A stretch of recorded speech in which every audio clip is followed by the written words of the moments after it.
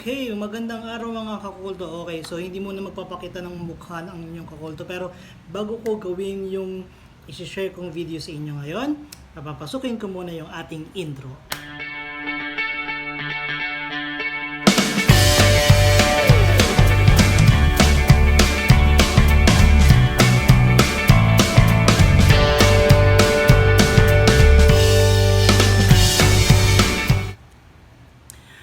Okay, ayan nga mga kakulto. So, nakikita nyo meron isang box dito, di ba? So, ang bagong i-share ko sa inyo ngayon or yung papakita ko sa inyo ngayon kung paano ako magde-decorate ng sarili kong cake. So, I usually do this kapag may mga celebration. So, bumibili ako ng plain cake, tapos ako yung magde-decorate depende dun sa gusto kong decoration o depende dun sa gusto ko na kalabasan yung sa cake. Syempre, kaya nga ako yung magde-decorate, di ba? Okay, so umpisa muna natin. Okay, so let's check muna natin yung ating cake. By the way, this cake is from SugarBee. Okay. So this is not paid promotion pero nabasa ko lang kasi siya. Ayan. So ayan po, you know. Ayan, SugarBee. Okay, so ayan. Check muna natin yung ating cake.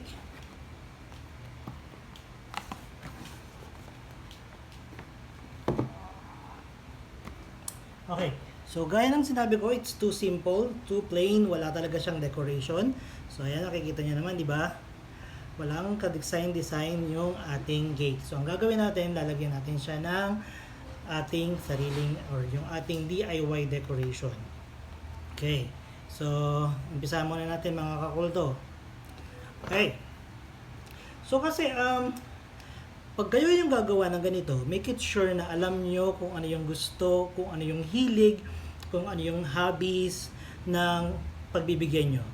Okay? So, kasi, yung pagbibigyan ko nito is, umiinom siya, nag-iossi siya. Dati kasi nagawa ko na yung part na nilagyan ko ng beer, yung cake na yun, na binigyan ng decoration ko. So, what I'm going to do ngayon is lalagyan ko naman siya ng ayan, ng tawag dito, box ng yosi. Ayan, kasi nag-yosi siya. Ayan. So, nilagyan ko na ng decoration. Actually, tinakpan ko na ng ibaba kasi 'di ba yung mga box ng sigarilyo natin ngayon, merong mga something na paalala. So, tinakpan ko na yon. Okay, tapos nilagyan ko na rin siya ng word na to, which is daddy. Okay, so ako kasi, ang gagawin ko lang, tapos nilagyan ko na rin siya ng toothpick. So, depende, sabi ko nga, depende sa inyo kung paano nyo siya gustong gawin. So, lagyan natin siya sa gitna, sa center.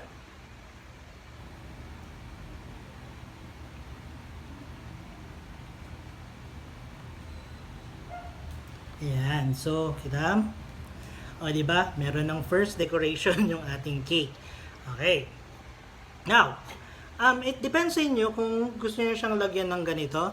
So, para mas mapabilis, pwede kayong maglagay na lang ng ganito sa taas. Or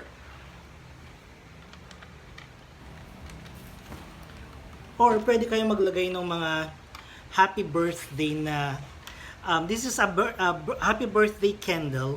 Tinanggal ko yung mga sticks niya. So, pwede niyo rin siyang ilagay sa gitna. Okay? So, pwede niyo siyang ilagay dito na paikot na ganun. For example, kasi masisira eh. Ayan. So, pwede niyo siyang lagyan ng ganito. Happy. Kita ba? Happy.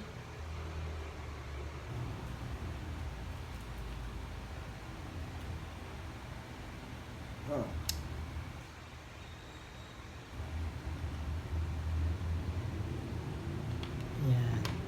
Birthday. Birth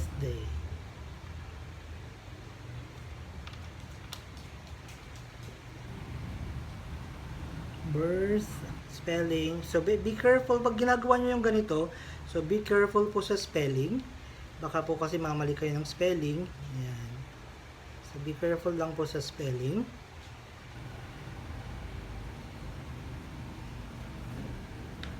Tsaka yung Y. Okay, so ayan yung kalabasan niya, di ba? So meron na kayong nakalagay na happy birthday at tapos ko pwede nyo ilagay yung pangalan. Okay? O kaya naman, pwede nyo rin tong ilagay na ganito sa taas. Dito sa tuktok na ganito. Okay? Pero hindi siya makikita kasi. Okay, ayan. Okay, ayan. So meron na kayong specially made na naka-decor na happy birthday cake, di ba? Kayo yung gumawa, personalized na ginawa ninyo. So, ayan. So, pwede nyo siyang i-share. Pero hindi medyo kita kasi yung, kasi kita yung happy birthday. So, ilagay natin siya dito sa bandang, dito. Okay, ayan. Okay. Diba? So, kita na siya, diba? Okay. So, mamimili na lang kayo sa dalawa kung anong gusto nyo. Pwede nyo i-retain to or pwede nyo i-retain to. So, for me, parang mas gusto ko, ano ba? Parang mas gusto kong i-retain ito.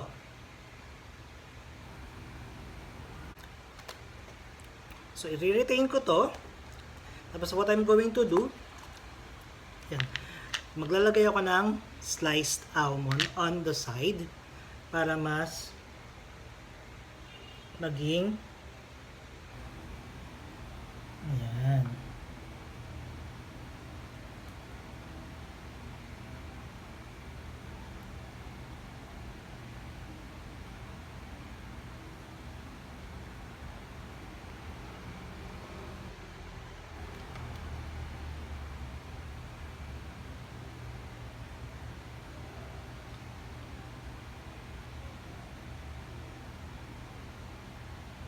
Okay, okay. Okay, so ngayon, pwede nyo nang ilagay ngayon yung mga tinanggal nyo kanina na almonds dun sa gilid, dito sa baba. Ayan. Diba? So, lagyan nyo na rin, tapan nyo na yung ibang side. Okay. So, as you can see, eto na yung ating isa sa yung birthday greetings nyo na cake. Actually, I'm also thinking, pwede na to sa akin or pwede na to kasi pwede nyo pa siyang lagyan ng sparkling candle on the side. And, kung medyo mas maarte pa kayo, pwede nyo pa siya rin lagyan ng balloons. So, bumili ako ng balloons kanina. Yan. So, lagyan natin ng balloons.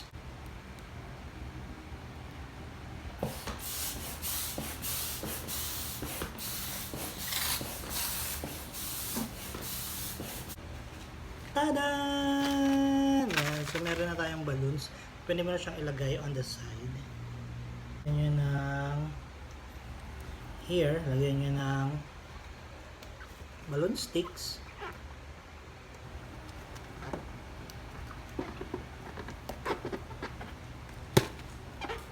Okay. Ayan. So, ayan. Tapos putulin nyo lang ng konti. Ayan. So, ayan. So, meron na siyang one balloon here. I want two balloons para medyo mas okay.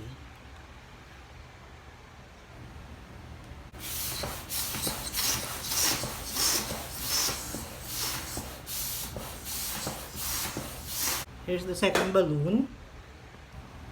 So, medyo palaki.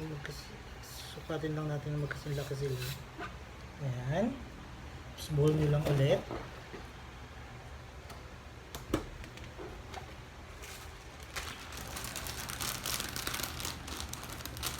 Then, yung inyong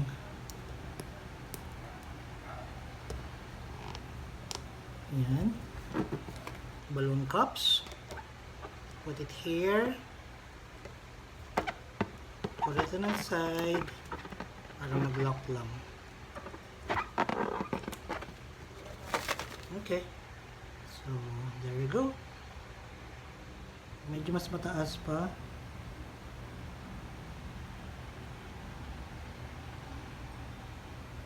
Yay! Yan. So, ready na yung inyong personalized birthday greetings cake na inyong ginawa. Okay? So, ito, isang sample idea lang ako pwede nyong gawin.